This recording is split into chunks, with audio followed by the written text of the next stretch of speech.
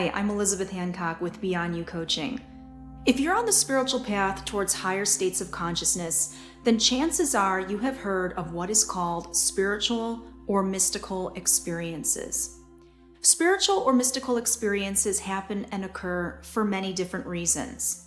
Today we'll talk about how these experiences come about and what you can do if this is something that you'd like to invite more of into your life.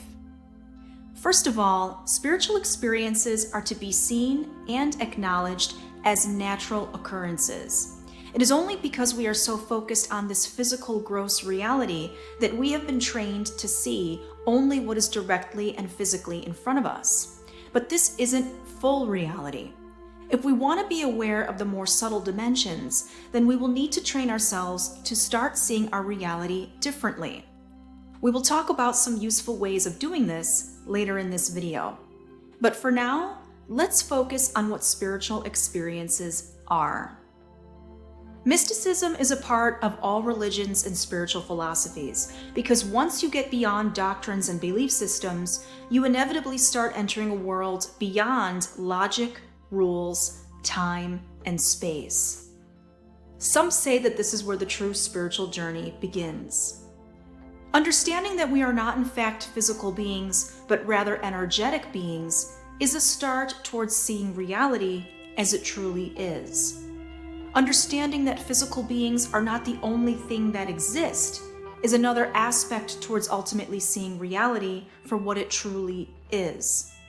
And finally, understanding that space and time in the way that we perceive it doesn't exist outside our physical world is a start towards seeing reality as it truly is. The truth is that we are all living in a sort of dream world, traditionally referred to as Maya. Maya means illusion. We only think that what we see is reality, but in fact, when you reach higher and higher states of consciousness, this seemingly concrete, stiff reality becomes more and more fluid, malleable, and ephemeral. So if you want to experience spiritual or mystical experiences, you will need to change your paradigm of reality from a fixed physical world to a more magical, fluid, timeless dimension. Now, spiritual experiences occur for different reasons. Some people may experience seeing a celestial or high energy being at times of stress, depression, or sadness. When these experiences happen, people always report feeling a renewed sense of peace, love, and joy in their lives, and are grateful for the reminder that they aren't alone and are always supported. Other people have what is called a near-death experience and remember leaving their body, visiting different dimensions, and communicating with loved ones or higher beings. The purpose of these experiences is to know that one is not limited to the physical body and to acknowledge that there is much more than just our physical world. Other more common mystical experiences occur when loved ones die. In these instances, people say they've either seen their loved one appear in front of them as one last goodbye, or have had dreams where they had a conversation with them in order to fully let go and allow the spirit to move on. However, perhaps the most prevalent mystical experiences occur through spiritual devotion and practices found all over the world. In these instances, spiritual seekers raise their level of consciousness, expand their awareness, and increase their overall sensitivity levels. Mystical experiences of this nature often coincide with the devotee's particular belief system and can include visions of otherworldly beings, energy infusions and downloads, celestial music and cosmic geometric visions, out-of-body experiences to astral dimensions and higher realms of existence, remote viewing other locations, whether in the physical or non-physical realities, going back in time or seeing the probable future, entering parallel realities, manifesting objects, healing yourself and others, appearing in other locations, in two different bodies, and even entering other bodies. The possibilities are endless and infinite. The point is that once you open your mind to more than what is simply in front of you, you realize that this world is just a very, very small percentage of what there really is to explore in creation. In traditional terms, these mystical feats of extrasensory perception and power are called siddhis. These come about spontaneously as part of the expansion of consciousness, but can also be practiced and performed at will. Spiritual seekers that experience these phenomena are gifted these experiences so that they can know that this world is not all that there is. These experiences are meant to open your mind to wider possibilities of the infinite and to coax you to keep striving towards the ultimate of self-realization and truth. These mystical experiences are meant to be used as tools towards your self-realization. They occur because you need to integrate, transmute, and transform your energies. They are not meant to strengthen the ego or be used as badges of honor or spiritual hierarchy. As everyone's energy is different, so too will be the spiritual and mystical experiences that you are meant to experience. The ultimate trust is that what you are meant to experience will be given to you as part of your awakening process. Nothing will be given or shown to you unless it is needed for you to grow. So any vision, communication, exploration, or transformation are all meant for one thing: to know your ultimate truth, self-realization, enlightenment. As our world becomes more and more aware of the mystical and non-physical worlds, a lot of people are using teacher plants to help them see other dimensions. Marijuana, mushrooms, and serums made from other plants, and even toad venom offer different views to alternate states of consciousness. These mystical experiences vary in their potency and are being used as a chemical boost to alter our states of consciousness. However, in typical human behavior, people are using these drugs as a substitute or a crutch for these alternate states, instead of experiencing them naturally without chemical intervention. The teacher plant or substance is meant to show you what is possible if you raise your energies on your own in order to explore these realms through your own effort. But if you rely on chemical intervention too much, then you will not only destroy your natural ability to achieve these higher states of consciousness on your own, but you will be defeating the purpose of these transcendental experiences. As a result of the misuse of these natural plant teachers, a lot of people are exploring, but they aren't transforming.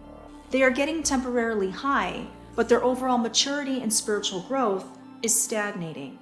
This is easily observable through their behavior and overall awareness levels.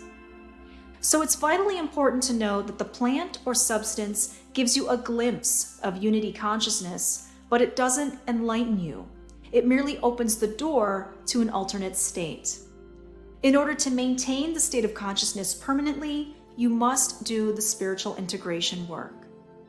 Perhaps even more paradoxically, when one's mind is completely crystallized in God consciousness, or what can be called the enlightened state, then these external chemicals no longer have any effect on the mind. To illustrate this point, I'd like to share a story with you. You may be familiar with the American spiritual teacher by the name of Ram Dass. Ram Dass explored states of consciousness through LSD in the 1960s. In 1967, Ram Dass went to India to visit Neem Karoli Baba, a self-realized yogi. Of course, anticipating Ram Dass's visit, Maharaji asked Ram Dass for the medicine. The story goes that Ram Dass gave Maharaji 900 micrograms of LSD. They sat for an hour and nothing happened. After arriving back to the States and reciting the story to others, Ram Dass started to doubt what he had seen and wondered if the yogi had somehow tricked him. It seemed impossible for someone to be completely unaffected by such a high LSD dosage. 3 years later, Ram Dass decided to return to India. Once again anticipating Ram Dass's visit, Maharaji asked, "Did you give me medicine when you were in India last time?" Ram Dass said, "Yes." Maharaji asked, "Did I take it?" Ram Dass said, "I think you did." Maharaji asked, "What happened?" Ram Dass said, "Nothing." The story goes that the next day, Maharaji asked again for the medicine. This time, Ram Dass handed over 1,200 micrograms of LSD, which Maharaji very deliberately placed on his tongue for him to see that he was ingesting it. He then drank some water and asked to set the timer to wait for at least an hour. Maharaji asked, "Will it make me crazy?" Ram Dass replied, "Probably." They waited for some time, and then Maharaji pulled the blanket over his face, and when he came out from under it, his eyes were rolling and his mouth was ajar. He looked utterly insane.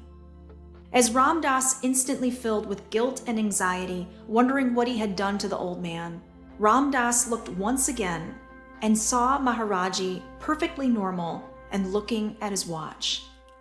Maharaji was merely putting him on.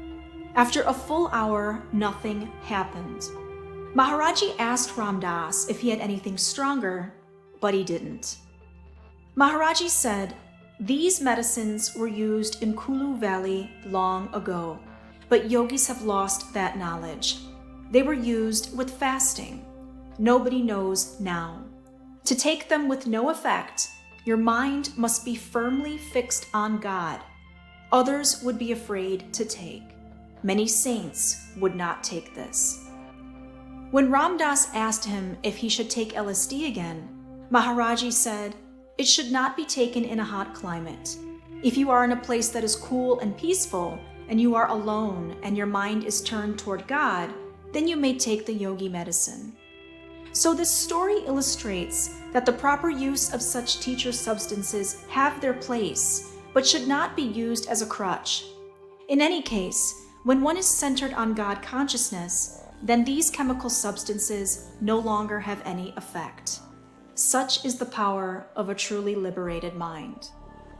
Earlier, I mentioned that if we want to be aware of the more subtle dimensions of reality, then we will need to train ourselves to start seeing our reality differently. In order to do this, we need to naturally raise our energy, open our mind, and emotionally feel comfortable to invite such transcendental states of consciousness into our world. Therefore, my first recommendation is to make yourself familiar with what is possible. A great book that offers a very comfortable introduction to the spiritual quest is the spiritual classic Autobiography of a Yogi by Paramahansa Yogananda. This book is filled with many fantastical tales of spiritual and mystical feats, written for the precise purpose of enticing the reader to meditate, contemplate, and become open to exploring existence. Of course, there are many other books that discuss varying levels of spiritual and mystical experiences. I encourage you to read whatever resonates with you so that you become more familiar and comfortable with these experiences. However, reading about these experiences will only take you so far. You will need to enhance your energy and increase your vibration to really rise in consciousness and explore more of creation. The easiest way to do this is through a clean diet and meditation. Through the practice of meditation, one can learn to rise above the mind and start experiencing altered states of consciousness naturally. These altered states of consciousness can open you up to many siddhis or psychic powers spontaneously. Once again, I want to emphasize that the seeking of spiritual experiences should not be your main motivation on your spiritual journey, as they happen automatically to nearly every seeker. However, these experiences do have their place, as they help the aspirant gain confidence in continuing forward in their search for the ultimate. So I hope this has been helpful for you. Let me know what your thoughts are in the comments below. If you liked this video, please hit the like button and share it. And if you're new here and are interested in learning more about the mind, personal growth, and higher awareness, I invite you to subscribe to my channel. Thank you so much for watching.